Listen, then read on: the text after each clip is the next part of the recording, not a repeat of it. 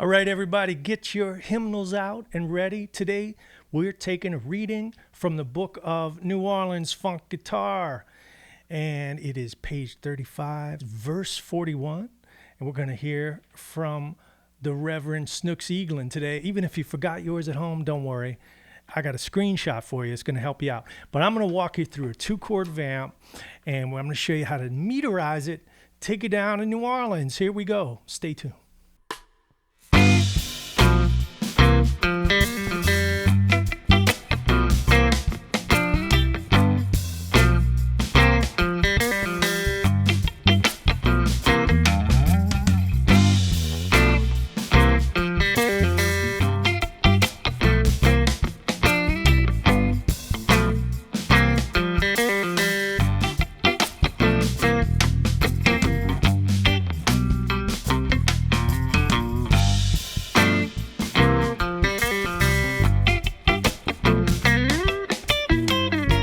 Yeah, that was from my book, New Orleans Funkguitar.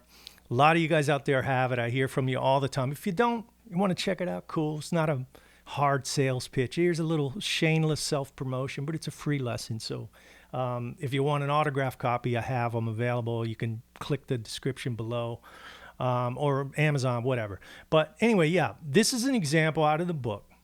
And if you probably picked up on it. That's the Isley Brothers.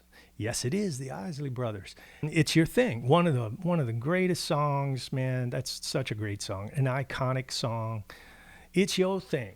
Now, the way the Isley Brothers did it, they did it in F. And don't kill me, purists out there. I know I'm going to hear a million comments about it. I don't really know the way they played the original version. It's something like this. But my point is, it's a 2-chord vamp, F to B flat. They did it in F. So it's something like this. That's the bass line. But you don't really hear that. They did something like this. Now, it might be 2 guitars, but it's really funky regardless. But the takeaway is that I want you to get is it's a 2-chord vamp. And New Orleans loves some good old 2-chord vamps. Let me tell you, you go to the Maple Leaf on a Monday night and hear Dirty Dozen or Rebirth, and you're going to hear some 2-chord vamps. I mean, it's over and over.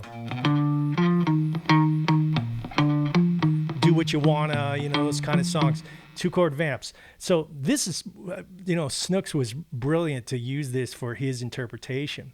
By the way, this is Snooks Eaglin's version. Snooks Eaglin, a great New Orleans guitar player, doesn't get talked about enough. Passed away a long time ago. Only got to meet him a couple times. He didn't play with a pick or anything, and he had a really unique playing, really great feel. I mean, really great. And a lot of the thing with this New Orleans style, before I break it down for you, it's okay to be a little sloppy. You don't want to be contrived with it, but they like some slop, and that groove lends itself to it, and it's almost staggering. You can figure out that visual. So for Snooks' version, it's in G. This is loosely based on it, and I covered it in my book, and there's a whole example about it. But I'll put up the screenshot here so you can see what I'm doing. It's very simple. It's a G7. The first chord is just G7. That's coming out of this G bar chord. You just add the 7 on top. Sometimes it's good to keep the chords ignorant. That kind of thing. And then what it does is it walks up just like the Isley Brothers version. Except we're going to the C. And the way Snooks did that is he played the G7. And for the walk up, he used this chord. So there's a B in the bass, but that is a G9. And I'm voicing that, and I'm fingering it like this. My first finger's playing the 5th string, 2nd fret, B. Ring finger's playing the flat 7, that's the F, 3rd fret, 4th string. Middle finger's playing the 2nd fret, 3rd string, the A, and my pinky is playing the D, that's the 3rd fret, 2nd string. So the root is not in the bass. The 3rd is, so it walks up. And then you go to another basic chord, one of my favorites. I use it all the time. The good old Mel Bay you know, page 2, C7 voicing. So in time, it's like this: 2, 3, 4. Those 3 chords. That's the meat and potatoes of it all. And then he did this little fill that I lifted off his version.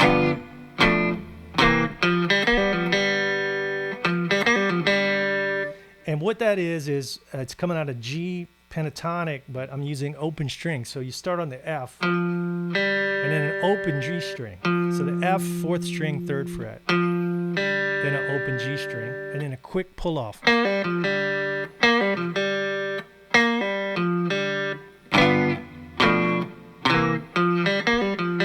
So 2, 3, 4, 1, and 2, and 3. And then what you do in the second part is vary the rhythm. And in the book, I did this little half step bend on the 3rd fret. What I did on the video, on the intro, is I just did a little meters kind of slide.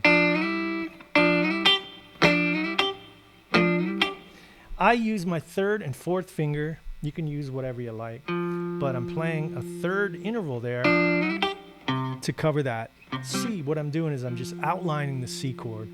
I'm playing the F and the D.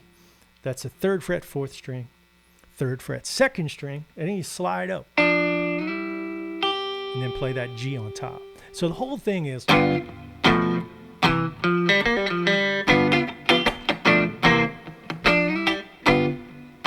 now notice, let's get into some subtleties here.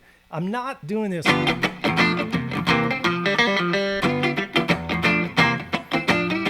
There's a lot of this kind of thing in it.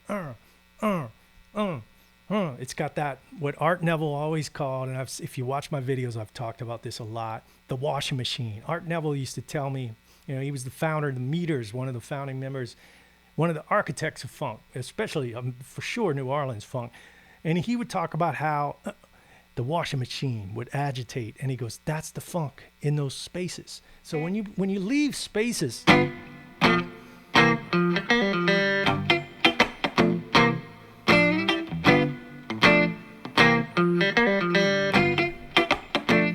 it just makes it more, it just grooves harder.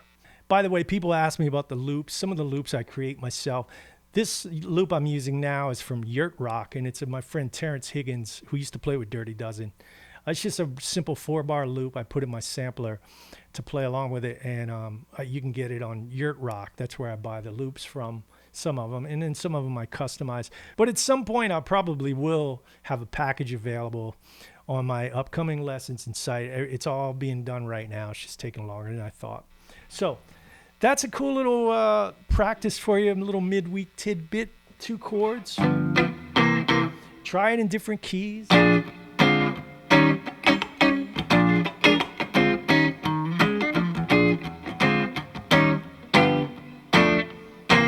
The slower tempos sometimes are more challenging because you really got to stay in the pocket. Or not. It's okay to be a little sloppy on this stuff. All right, that's it. I'll see you guys soon. Let me know how you like this in the comments. Take care. Terrio out.